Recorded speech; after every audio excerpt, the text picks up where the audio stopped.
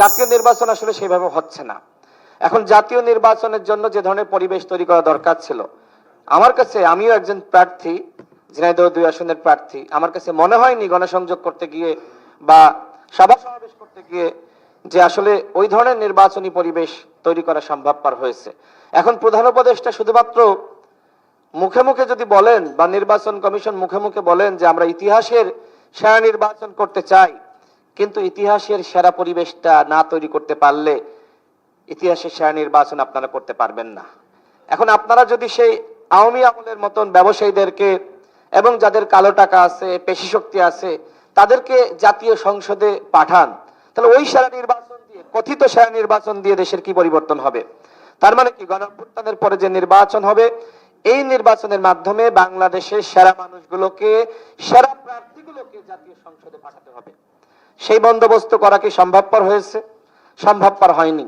আমরা দেখছি, আমি নিজেই দেখেছি যে প্রার্থীরা যে পরিমাণ টাকা পয়সা খরচ করছে, মানে বাড়িতে বাড়িতে তারা উপহার পাঠায়, চাল পাঠায়, কেউ বা মাংস পাঠায়, কেউ বা টাকা পাঠায়। এগুলো আওয়ামী লীগের সময় হয়েছে, এখনো হচ্ছে। তো এইভাবে তো ব্যবসায়ীরা যদি আবার জাতীয় সংসদে চলে যায়, গণঅভ্যুত্থানের পরের নির্বাচনে 70% ব্যবসায়ী হবে সংসদ নেতা, তো সেইটা তো সেরা নির্বাচন হইতে পারে না। অর্থাৎ যদি সেরা নির্বাচন করতে চান, তাহলে সেরা পরিবেশ তৈরি করতে হবে, সেরা মানুষগুলোকে জাতীয় সংসদে পাঠানোর ব্যবস্থা করতে হবে। আমার সর্বশেষ কথা হলো, অনেক কথা বলতে চেয়েছিলাম কিন্তু বলার সময় নেই। স্যার একটি কথা বলেছেন যে আমার দেহে ক্যান্সার, আর আমি আমার চুলের স্টাইল, আমার জামার কাটিং নিয়ে, কোন কালারের জামা এগুলো আমি পরবো, এগুলো আমি চুজ করতেছি, এটা আসলে হয় না। আগে আমার ক্যান্সারটা চিকিৎসা করাইতে হবে। তার মানে কি? তার মানে এই যে নির্বাচন কমিশন বিভিন্ন জায়গায় যে সংকট সমস্যাগুলো রয়েছে, এইগুলো সমাধানে তাদের যথাযথ উদ্যোগ নিতে হবে, অন্যথায় সেরা নির্বাচন করা সম্ভবপর হবে না।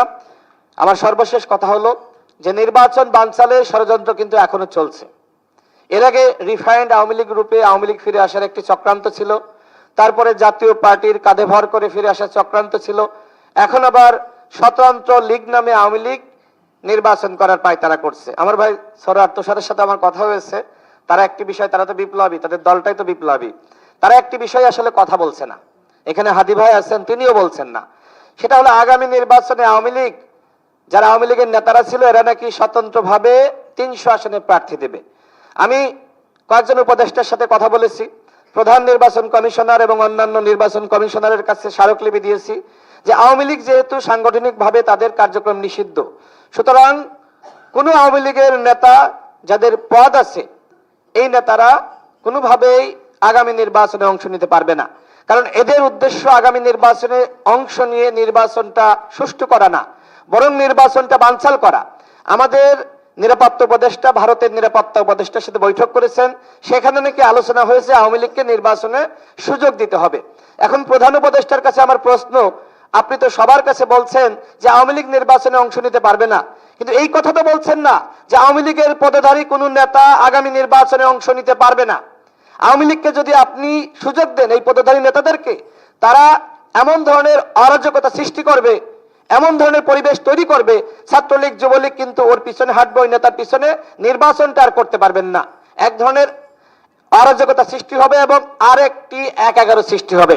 সুতরাং সরকারের কাছে, নির্বাচন কমিশনের কাছে আমার আহ্বান, কোন আওয়ামী লীগের পদধারী নেতা আগামী নির্বাচনে অংশ নিতে পারবে না, ফ্যাসিবাদ এবং তার দোসররা অংশ নিতে পারবে না, যারা দামি নির্বাচনে অংশ নিয়ে শেখ হাসিনাকে ফ্যাসিস্ট বানিয়েছে তারা অংশ নিতে পারবে না।